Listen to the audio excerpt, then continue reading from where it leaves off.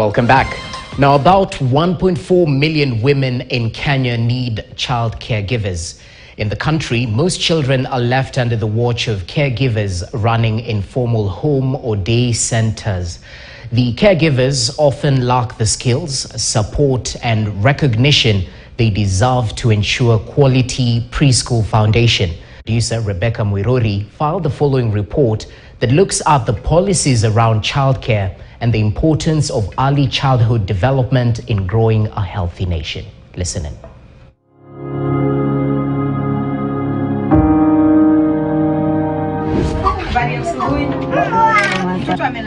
Napata mwingine na kupigia mtoto kinapa kwa maasa ni sure bet. Nani ana chakula? Childcare economy is a huge economy. That is actually the biggest investment that a county can make. A conscious decision has to be made on how these mothers can be supported to put in place what is required to be to have a child care center.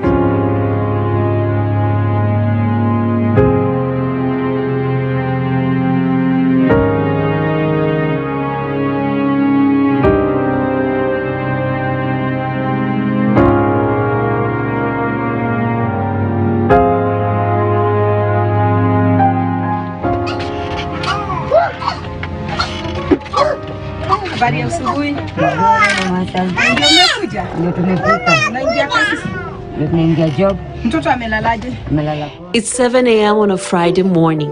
Halima Juma, who sells shoes at the Gikomba market in Nairobi, is off to work. But as a daily routine, she has to drop off her child to a home-based daycare facility.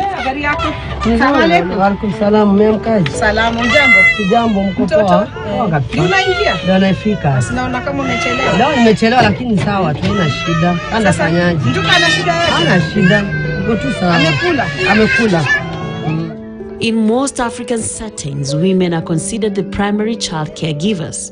According to the Kenya National Bureau of Statistics 2019 census data, there are at least 9.89 million working women in Kenya, which translates to 50.2% of the working population. About 1.4 million women in urban centers, both in the informal and formal sectors in Kenya, need child caregivers, a service that is offered by nannies or home-based and center-based daycare facilities. In the Female Child Care Workers in Kenya Report 2023, Uthabiti Africa, an organization based in Kenya, identified approximately 5,000 of informal care facilities in Kenya's capital city, Nairobi, 2,000 in Kisumu County, and they estimate that there may be as many as 30,000 throughout the country. Shamila Lubuthe, popularly known as Mama Hassan in Majengo Informal Settlement in Nairobi, has been running a home-based daycare facility for the past 10 years. Nilianza biashara yangu na wazazi watatu wa viatu. Mtoto wa kwanza alikuwa na miezi 6, wa pili miezi 3. Huyu wa tatu alikuwa na mwezi na nusu. Sasa ilikuwa inapiti mamake akuje amnyonyeshe arudi kazi, ama nikamulie niweke nimpatie. Nikaenda hivyo hivyo, wa mama wanaenda wanaambia wengine usikae kwa nyumba, kuna mtu anaweza fanya nini kukusaidia. Nikaenda hivyo mpaka saa hii. Ikafika mahali hata wa mama wa kuchuuza huku chini inapiti walete watoto ndio waende. Wakishamaliza kazi wanakuja wanabeba watoto wao wanaenda. Most working mothers in the informal settlements are casual laborers, meaning they don't have a constant income to afford nannies. But since most of them double up as both breadwinners and primary caregivers, they often leave their children under the care of caregivers running informal home care or daycare centers. The goal of the child caregiving facilities being to provide a safe space for children, most of whom are under the age of 3. Kabidi nimlete mamake nikatafute vibarua ngamletea watoi deke kama mpaka mamasa inasaidia mama kuangaliliwa mtoto na kuangaliliwa mtoto vizuri ndio ngalope utoke uende, lakini zitapata mzuzi kama mpaka mamasa analea watoto vizuri, hawatolei sauti Yaani kuja mtoto wako ataka ni mgonjwa unapata amempeleka hosi. Niliangalia sana hapa kwa sababu mama alikuwa mwanzo ni rafiki yangu, tumekuwa naye tangu kitambo. Sasa mimi wakati nilikuwa nakuja, nilikuwa naona vile watoto wanaangaliwa, kula wanakula vizuri, ni pahali pasafi. Sasa mimi nikaona kwa sababu najua hakuna shida, ndio nilikuwa nalete mtoto hapa. Nilikuwa namleta kwa sababu nilijua akiwa atakuwa hapa ako sawa, si kama ukienda ukule nje uchie mtu, kuna watu unaachia mtoto, alafu ukija unampata mtoto ana njaa, si msafi, akiwekwa labda hapo nje mahali pachafu, ataanza kusumbua tena na ugonjwa, ataanza tena kupeleka hospitali. Ndio kwa sababu niliona hapa ndio mahali panaweza faa. The first 1,000 days of a child are very important, and in order to ensure that you provide a holistic child growth and development, the cognitive, physical, moral, and spiritual aspects of development have to be observed, and a skilled childcare giver is very key. The first 1,000 days, we call them also the window of opportunity. They are a window of opportunity because this is where the foundation of a human being is built. We invest so much in doing foundations for houses. We invest so much when we plant trees, we water them, we do all that. That's exactly the analogy that we would liken early childhood development to. To what extent do we invest at that foundation years? Do we take them seriously? And research has shown that if we fail to invest adequately in those years, then the cost of inaction is too high. And some of the cost of inaction even includes, we can explain lack of investment into early childhood development, and even lack of focusing on children in those ages. We can use it to explain so many things, including addiction, including crime, including generally people who are unable to earn as much as their peers, but within the same age, the same role, they went to the same schools, but they cannot earn as much as their peers. It's in early childhood development that children are allowed to explore, children build that creativity, innovativeness. So a child who is not allowed that environment to be innovative and creative by the caregivers is only able to do as much in their adulthood. The children needs to be involved in playing and stimulation, which means the child needs to have play materials to play with, needs to have a social environment with people who can talk to them,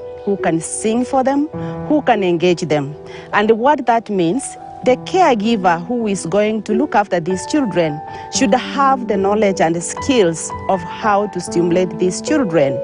And for that to happen, ideally, these caregivers should be able to have maybe gotten some kind of training or some form of induction, but that is not the case as we speak. A lot of children that schools are struggling to deal with today, they are struggling because these children did not get the right care when they were 0 to 3.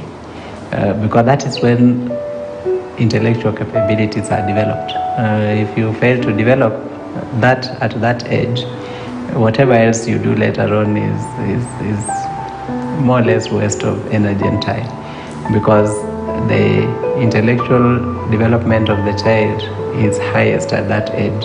Childcare has been a grey area in Kenya. A lot has been done around preschool and early childhood education, but less on childcare.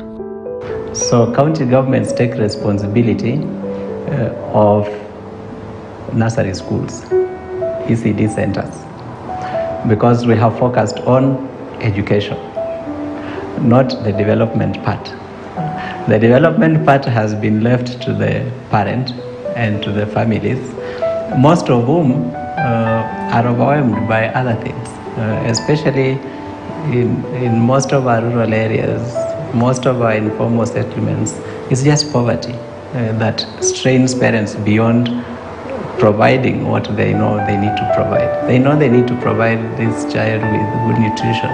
They know they need to provide this child with proper medical attention so that they are not encumbered from development by diseases. They know that they need to provide this child with sufficient opportunities for play. But the realities in which they live can't allow that. Childcare is a devolved function, but not all the counties have focused on it. A lot of childcare work has been left to women who run it informally. They are not registered, trained, nor funded. In informal settlements across Kenya, the women running the centers often lack the support and recognition they deserve, since it's a general perception that it is a responsibility for women and childcare does not deserve pay. A lot of work, and in my experience, what I have come to see is that there are daycares, there's also night cares, there is home-based childcare facilities. So daycares, they're taken care of for a few hours or for many hours while their mothers or parents are away at work, engaged in either casual work or just employment or white collar. Night cares are also there, and night cares are used by people who engage in work at night, whatever kind of work, nursing, and any other job that happens at night. Parents have always used those night care facilities. Now, in all this, they are center-based and they are home-based. So center-based, you find someone who has rented a space or even built a space where specifically that space is for childcare, taking care of children between birth to 3 years, and even 3-4 years, depending on whatever situation that is happening to that child. Home-based is where someone operates such kind of a business or an activity in their own houses. And this is actually, according to what I have learned in the period that I have been working in the childcare space, this is actually the most common, very common, especially in informal settlements where you find someone in their small space, they're taking care of between 5 to 40 children in their houses.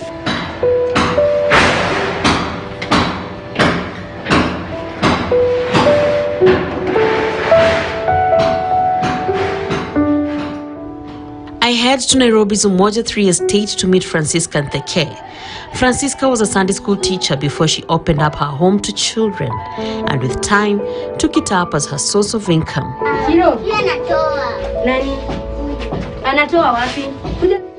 Wakati nilianza daycare, mimi sikuwa na ujuzi wowote wa kuangalia watoto, but ule ujuzi nilikuwa na wao ni kuangalia tu kama Sunday school. Tunakuja tu, tunakaa, tunaimba tu nyimbo za kawaida, tunakula, tunalala, na jioni wanaenda nyumbani. But tulifika wakati nikapatana na organizations zenye zilikuja zikanifundisha kitu ya kwanza, usafi kwa watoto. Na wakati walinifundisha kuhusu usafi kwa watoto, ndio nikachukua hiyo hatua yenyewe. Wakanifundisha pia mtoto hafai kutumia poti nyingine ya mtoto mwingine. Wakaniambia ni vizuri nikae na mtoto akae na poti moja, mtoto mwingine poti moja, wale wanatumia poti. Na after that, sasa wakanifundisha pia ni vizuri mtoto kukula chakula iliyo bora, iliyo lishe bora.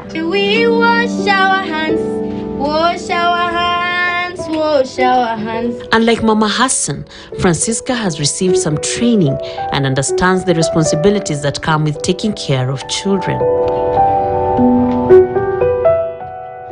She proudly displays some accolades received for her work from different non-governmental organizations that train childcare workers. Despite the incredible work being done at both the home-based and center-based childcare giving spaces, some of the challenges they face include, and are not limited to, low payment by parents, thus inadequate finances to improve their spaces, inadequate skills on quality childcare, nutrition, hygiene, record keeping, and business management, inadequate play and learning material, poorly designed spaces that in most cases do not support foundational child development and safety, inability to access loans to enable them to register their facilities, and perhaps the biggest of them all is the unclear policies on the legality of the home-based care facilities. We have child care spaces owned by individuals. These individuals, of course, they are not trained, but again, do counties have guidelines on who should be able to open a childcare, what should be in that child space to ensure that it is stimulating, it has the right materials. So these are some of the things that we really need to look into to ensure that childcare is made to be child-friendly, but also friendly to the young mothers who are struggling to have their children taken care of, and also to have an opportunity to engage in economic activities to support their families. Unapata wale watoto wadogo kabisa hawapati lishe bora. Unapata mtoto anapewa chakula ugali na maziwa, na hiyo it is not balanced diet. So kama tunaweza pata ile msaada tu ya chakula kidogo, sisi kama wenye ni very sensitive, walimu very sensitive, juu mtoto akiwa pale chini sisi ndio tunamwangalia, ile tu si kama chekechea, ni kumumold kabisa ili tumpeleke shule. Tumekuwa na challenge, kama serikali ingeingilia tu kati itupe part of the food, na sisi tujaribu kutafuta balance diet, tuongezee hizo zingine balance diet. Watoto wakiwa wengi hivi pia mali ya kuwaweka ni shida, ya kulala nyumba unaona ni ndogo, mali ya kuweka ni shida. Mimi nahitaji tu masomo mengi tu sana, maana kuna vitu sijajua vizuri. Certificate sina. Ningetaka nitambulike huko kwingine, ndio wengine waniambie fanya hivi. Unaona, nisijifiche huko mashinani, niko chini, hakuna mtu ananitambua. Kuna ule ameleta mtoto, hajamfunga hata pambasi, amefunga tambara. Ile tambara alimfunga usiku, atamleta ikiwa hivyo na nguo. Sasa inapitia hiyo kitu, siwezi kaa na amani, mtoto hawezi kaa na amani. Sasa inapitia hata mimi ile kidogo na nunua pambasi naeka hapa. Napatilisha huyo mtoto, kama tunguo nachukua nampatilisha na muosha ndio akae asilie. Mtu unamuuliza kwa nini unaleta mtoto bila pambasi? Anakuambia sina, na siwezi kaa kwa nyumba, ndakula nini? Sina. Na sitamfungia kwa nyumba. Ama nimemleta chakula kitu, sikupata kitu ya kula. Unaona sasa. Ama mwingine anakuambia nimeleta mtoto, nimeenda pale naishi nyumba imefungwa. Niko na kativika kwa hapa na ikakatu. Sina toisifu yoyote. Sasa gari zikiwa mbili, toli zikiwa mbili, unaona nikitoa ni shida, italeta shida. Hawana. Sasa zingine tunakuanga hapo nje, tunaota jua, tunaenda huko kwa kiwanja. Hivyo. And this caregiver needs to know that the play doesn't have to be very expensive. Simple, the caregiver can. I normally see their community health volunteers who even make dolls with old rags, so that at that health facility where they come, there's at least some play space. But then in the house, it doesn't have to be very expensive. Even a spoon, a cup, a colorful one, colorful things, But the most critical thing is a caregiver who is present. The National Industrial Training Authority, NITA, developed a curriculum framework for caregivers in the year 2002, but it is yet to be fully developed and rolled out. In terms of enlightening, it is International Day of Care and Support, and an event is underway at the Tamarind Hotel in Nairobi to commemorate the day. The Office of Women Affairs Advisor under the Office of the President have organized this event. So, the women are spending about 4.5 hours of their day to do unpaid care and domestic work. Men are spending 54 minutes. So netting out, women are spending 3 hours and 36 minutes more on unpaid care and domestic work than men. This meeting today sheds a ray of hope in the world of care work and reveals the goodwill from the government. I talked to the President's advisor on Women Affairs Cabinet Secretary Harriet Chigai. For as long as we have these conversations, we now get to understand the various challenges that everybody is facing, and then how do we resolve those challenges. The Ministry of Public Service, which is currently being led by CS Aisha Juma, is leading on care work policy.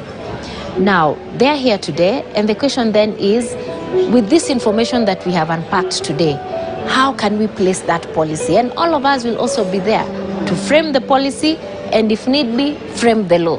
So you can see the government is working. The government is pushing us, the political goodwill is there. But who else is supporting the government structure for government to be able to deliver. Now, that then becomes a very key issue that we all need to address. So all of us have to play a role. Honorable Senators. There are more interventions from legislators. Mombasa-nominated Senator Miraj Abdullahi has proposed a bill to have 47 daycare facilities in all the counties. My bill solemnly speaks of giving second chance to the girl child and the care of the infant, as enshrined in Article 53 of the Constitution. As we take back the child parents back to school, nobody is around to take care of the infant babies. So I saw it fit to bring this bill so that we can establish 47 care centers at the county level, where the CEC of Education is going to establish the centers within their counties. If the bill goes through, the devolved function of early childhood development and education in the country will be on course, and more women will be able to participate in growing the country's GDP as children access quality care. Meanwhile, another over 800 child caregivers running home-based and center-based childcare centers are gathered at the PCA St. Andrew's Church to celebrate the great milestones made. The event has been organized by Kidogo, a network for child caregivers that has been advocating for their recognition and support, as well as quality childcare.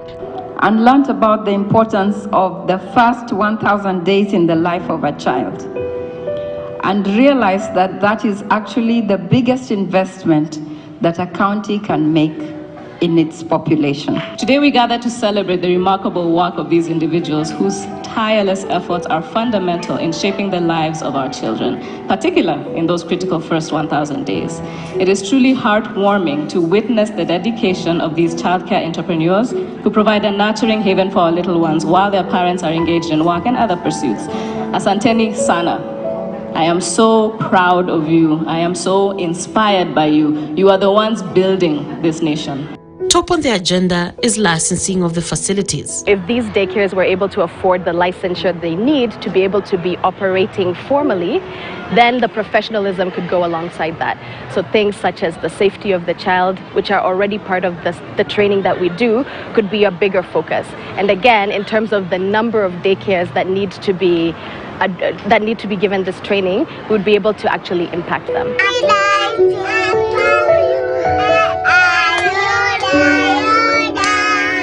Increasing investment and access to childcare facilities in informal and formal settlements provides options for families and supports women's financial inclusion and economic independence. There is need to develop a national childcare policy that will guide action at a county level, and there's also need to develop a standard national curriculum for training childcare givers to enable them have basic early childhood development and caregiving skills that will ensure quality care and growth for children between the ages of 0 to 3. My name is Rebecca Miruri Mulure.